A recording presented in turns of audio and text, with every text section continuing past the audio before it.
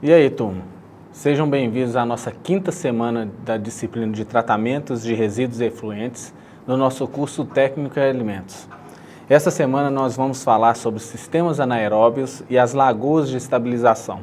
Dentro desse conteúdo, nós vamos estudar sobre os diferentes sistemas anaeróbios, o possível uso dessas lagoas de estabilização e a adequação desses sistemas junto com os sistemas anaeróbios e aeróbios, de acordo com a necessidade de cada um dos sistemas que tratam o efluente da nossa indústria.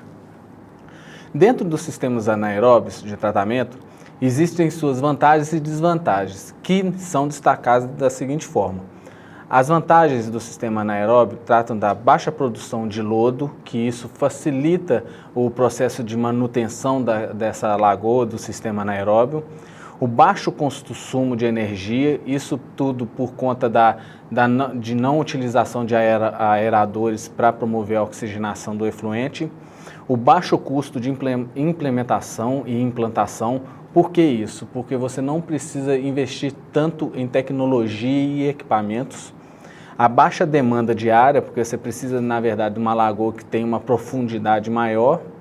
E temos uma outra vantagem, que é o que seduz hoje em dia com relação a esses sistemas, que é a produção de metano, que o metano é utilizado para queima ou para aquecimento de diversos produtos, ou até mesmo utilizado na cozinha de algumas indústrias.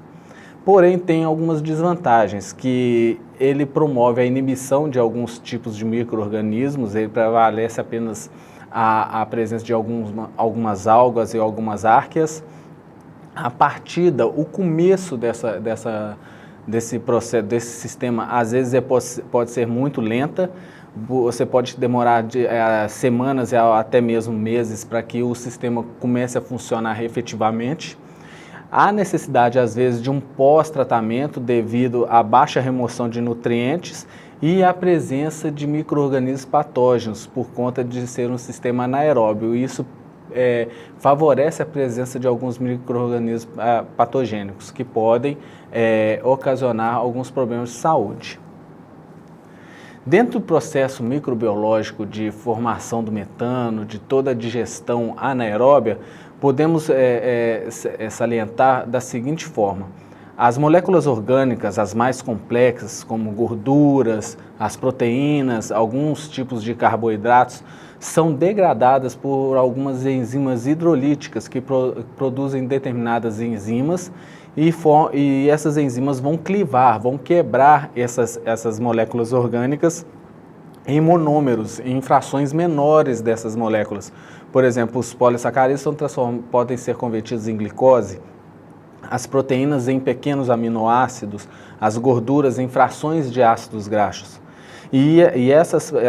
Esses monômeros são facilmente degradados pelas bactérias acidogênicas, formando ácidos orgânicos, álcools e acetonas, que a partir desse momento são utilizadas pelas bactérias acetogênicas, que produzem acetato, o CO2 e o hidrogênio, que por fim serão utilizados na digestão, na sua formação do metano pelas arqueas metalogênicas, que são micro-organismos específicos que produzem o metano que é tão desejável nesse sistema anaeróbio.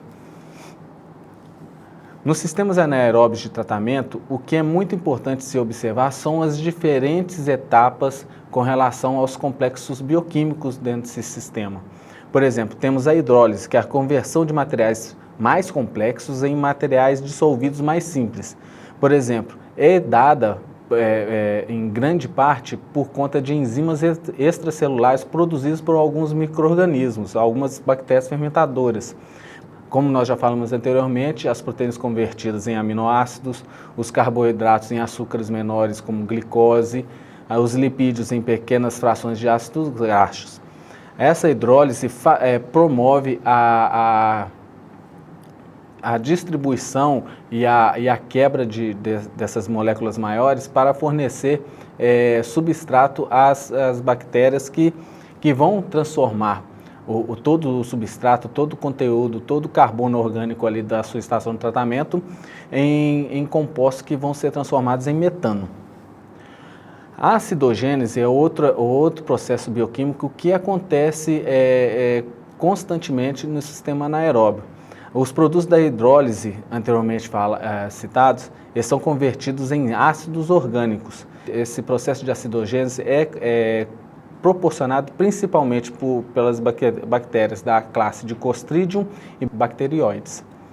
Algumas desses micro-organismos são fermentadores facultativos e utilizam o oxigênio eventualmente que está presente no meio, o oxigênio que está ali dissolvido.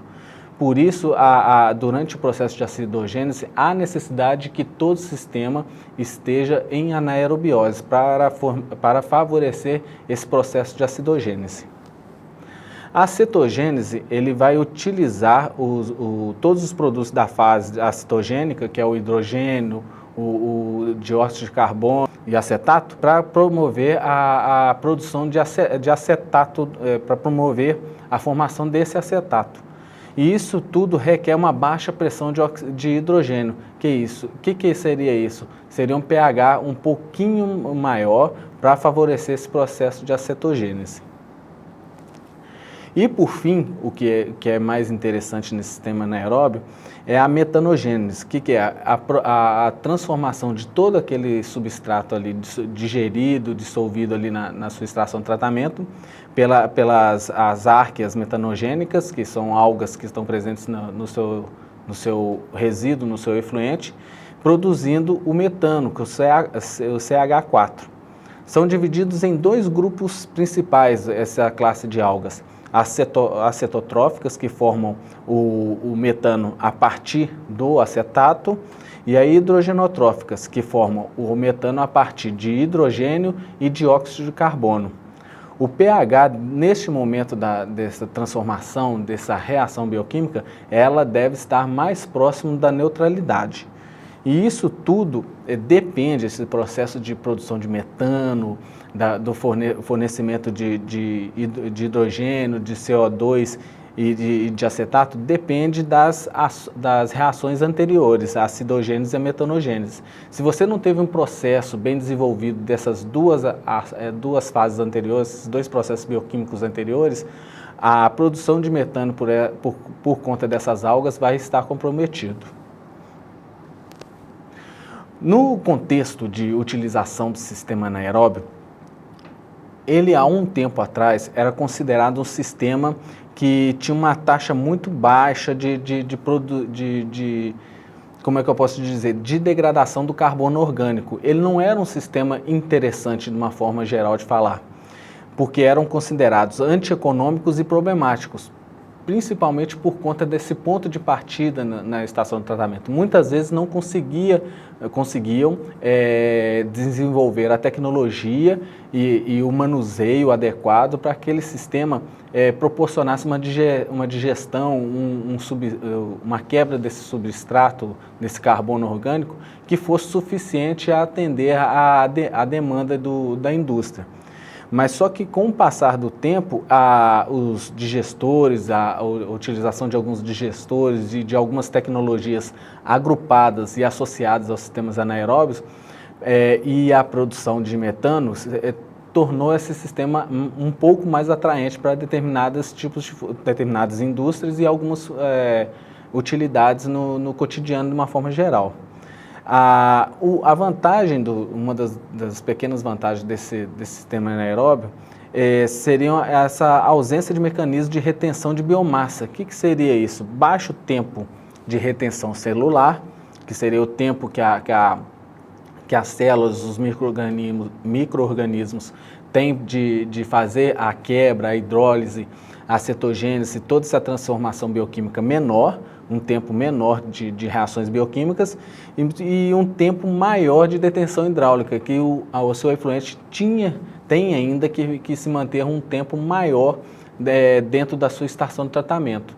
E isso tudo traz algumas complicações durante o processo, por isso que o sistema anaeróbio ainda é um pouco considerado por algumas pessoas problemático, porém muito bem estudado, muito bem utilizado quando o fim é a produção de metano. Aqui temos o exemplo de um digestor de lodo, um digestor convencional, onde o sobrenadante passa por alguns processos bioquímicos, mas na parte mais inferior desse digestor, há a zona de digestão, onde que há todo aquele processo de acidogênese, metanogênese e a formação do biogás.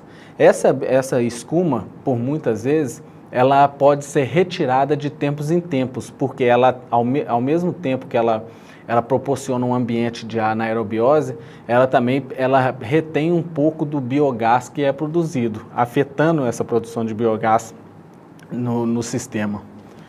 Aqui temos um exemplo tradicional de fossa séptica, que não há uma captação contínua desse metano.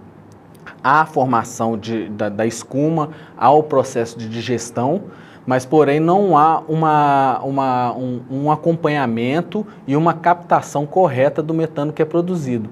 O interessante, somente na fossa séptica, como comumente é encontrado em algumas casas, algumas fazendas e algumas pequenas indústrias, é apenas o tratamento do efluente que é gerado naquela indústria. Mas há necessidade constante de limpeza dessa fossa séptica, que por muitas vezes, em algumas situações, não é feita. Dentro do que nós falamos, sistemas anaeróbios de tratamento, existem alguns sistemas em particular que são relacionados e adaptados para determinados contextos de produção e de tratamento de efluentes.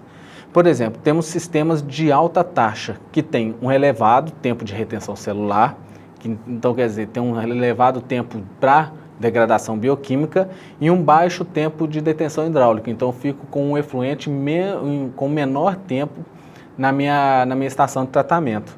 Ela depende de reatores mais compactos, mais simples, mais enxutos, e é um sistema simples e de baixo custo. Porém, não tem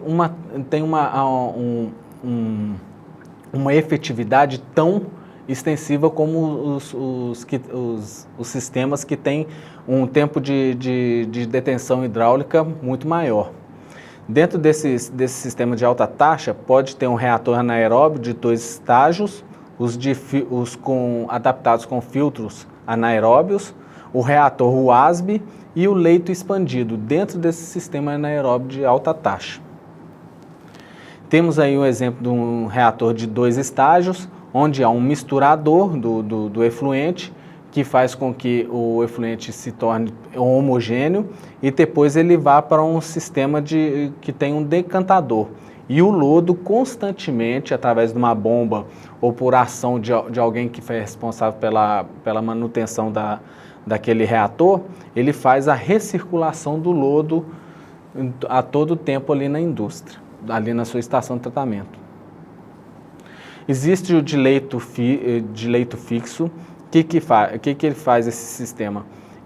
O efluente vai para esse filtro anaeróbio, ele é filtrado por um meio suporte, que pode ser constituído de areia, brita, cascalho, e esse afluente, ele vai sofrer o processo de anaerobiose, a degradação do substrato ali, vai ter a liberação do gás, e o lodo em excesso, que fica retido nesse meio de transporte, ele é descartado ou reutilizado na parte superior desse leito fixo. Temos aqui o sistema WASB, né, o famoso RAFA, que ele tem o afluente, ele é abastecido pela parte de baixo desse reator, e o sistema de anaerobiose ele é mais incisivo, ele tem um sistema que promove as reações anaeróbias de forma mais extensiva dentro desse reator. Ele limita o efluente, todo o material, todo o substrato de entrar em contato com o ambiente que tem a presença de oxigênio. E isso favorece a produção de gás metano muito mais eficiente.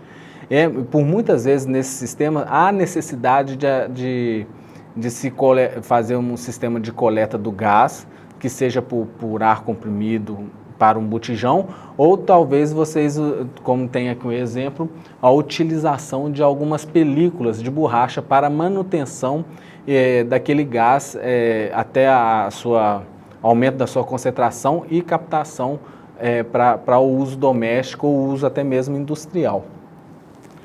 Aqui temos o reator anaeróbio de leite expandido, que ele é uma coluna muito mais alta, que tem um tempo de detenção hidráulica muito mais alto, e com isso o tempo de retenção celular, ele é um pouco mais baixo. As reações bioquímicas se tornam muito mais rápidas por conta desse tempo de retenção hidráulica, esse tempo que o efluente fica ali dentro do sistema do reator. Ele promove uma aceleração muito maior na produção do gás. Porém, tem alguns problemas com relação à recirculação do lodo, que muitas vezes é a necessidade de adaptação de uma bomba. E tem outro problema também muito grande, que é o tempo para ativação, para dar partida nesse reator aeróbio expandido, que por muitas vezes demora até mesmo meses. E aí, moçada, vamos dar uma pausa agora, tomar um cafezinho, tomar um suco. Quando nós voltarmos, nós vamos falar sobre os sistemas combinados relacionados aos sistemas anaeróbios de tratamento. Abraço e até daqui a pouco.